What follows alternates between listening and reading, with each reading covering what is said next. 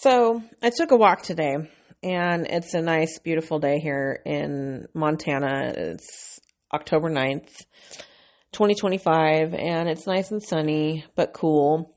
And so anyway, I took a walk, and I prayed before I took my walk because God's been a little bit quiet since my fast last week. And anyway, as I was coming back home, well, actually all through my walk, there was lots of different little, I guess you could say, signs that I felt like he was showing me. But one thing that stood out that I feel like I'm led to share was this quarter that I found in the road on the way back to my house. And it's a quarter, and it is from Oklahoma, and it's 2011. And a couple things stand out to me on the back of this quarter, one being this bridge. There's a bridge, a picture of a bridge, and some trees, what looks like a river or a creek, and geese in a V formation on the top right of the image in the quarter.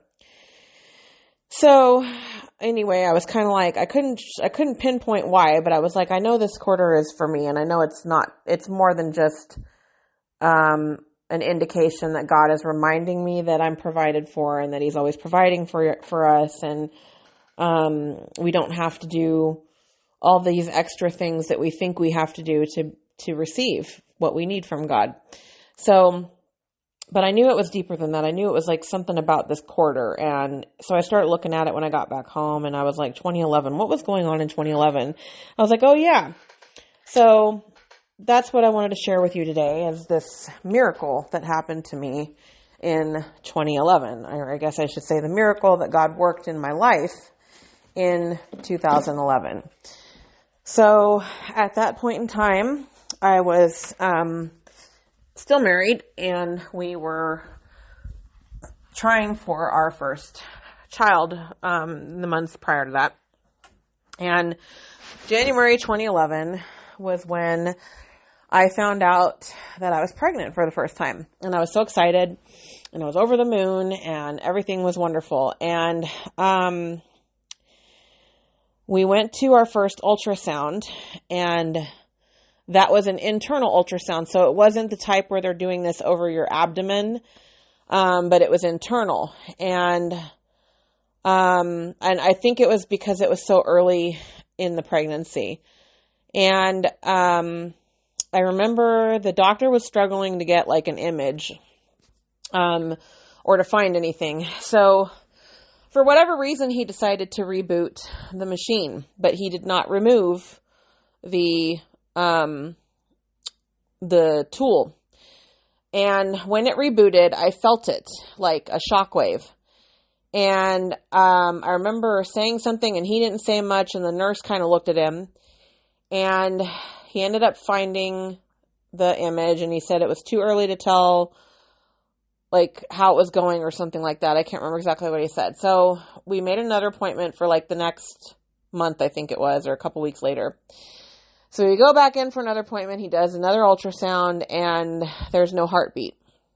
And so he tells me that, the baby has passed, and that it's, I'm going to end up having a miscarriage. And so I asked about what had happened in the previous appointment and whether that would have had anything to do with why the baby was no longer alive. And he literally gaslit me and told me that, that hadn't happened, that, the tool was not still internal at the time. And I was like, yeah, it was. And I told him, I felt the shockwave, whatever. And I looked at the nurse, like, back me up here, because it was the same nurse. And she lied. She just sat there and lied. Now, she was young and all that, so I could forgive her for that, because it was kind of like, like she was pretty much a kid, and that was her job, and he was her boss. So anyway, at the time this was all happening, I had that movie, The Secret, had been out for maybe a year or two, and I had just watched it for the first time. And so I was like playing with manifestation and all this and that. And so I watched the movie again after this had happened, and I was just devastated, and I didn't want to believe that I was going to lose the baby. So, Anyway, devastated, whatever. I watch The Secret again, and I'm like, okay, I can manifest that I'm not going to lose this baby. I can manifest the miracle. I can manifest that the baby is not going to pass. So that's what I start playing with, right? So then fast forward to sometime around the end of March of that year. So this was still 2011. I had the miscarriage at home. I had opted not to do a DNC. At that point, I was not particularly having a lot of trust or faith in the medical community at that point in time. So I was devastated. It was obviously, very difficult. It was probably the most emotionally painful thing I've ever experienced in my life. And prayed a lot, whatever. And so then I went back to I had gotten a different doctor at that point in time. Went back in, they did a check to make sure there was nothing remaining, whatever, and everything looked fine. And he told me, you should not, have any kind of activity for 6 to 8 weeks to make sure everything's healed fully. So, don't do anything, you're going to have to wait until at least up to 8 weeks and see how everything's going. And so he had made a couple appointments in between then. So that's what happened, right? Fast forward, and I was graduating from grad school that May.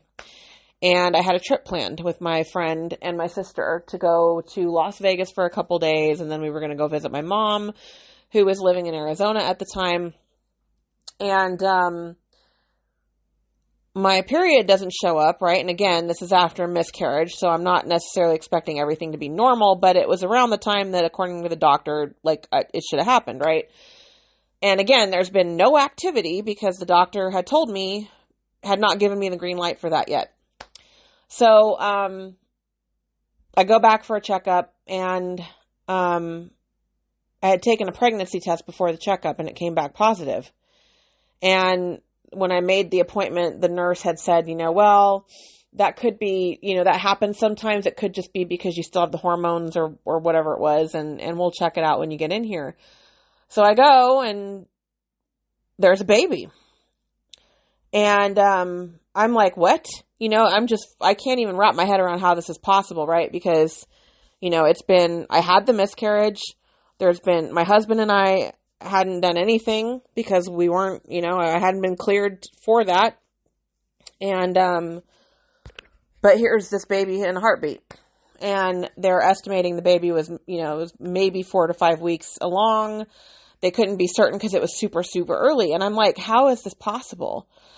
They didn't say anything. And, to this day, I still don't know. To this day, I have no idea other than I had started manifesting when I was told that I was going to lose my baby, in whatever it was, the end of that March. So anyway, fast forward to December, and I have my first child, and I did have a complicated pregnancy. I had preeclampsia, and I had a collapsed artery in the umbilical cord. So he ended up being growth restricted. He ended up being less than 4 pounds at birth, and he was considered full term because they tried to induce labor at 37 weeks, which was like the bare minimum to be considered full term. And they had chosen to do that because of the high risk of the pregnancy. My blood pressure was getting worse as it got later in the pregnancy, all that stuff. So anyway, he was in the NICU for 9 days. Yeah, 9 days. And I got to bring him home just before Christmas that year.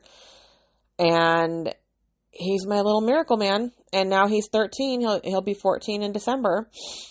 So it's one of those things that to this day, I still can't explain it other than God. There's no other explanation as far as I'm concerned, and what I know for a fact and what I experienced, that God gave me my baby. And now he's my oldest of 3, and he'll be 14 in December. So I felt led to share this today because I know a lot of times when things can be difficult, when we're going through something really hard, we can kind of get consumed by the fear or the pain or the hopelessness of the situation in front of us. But I hope that this will give somebody hope in such a time, and a reminder that miracles happen. and God is real, and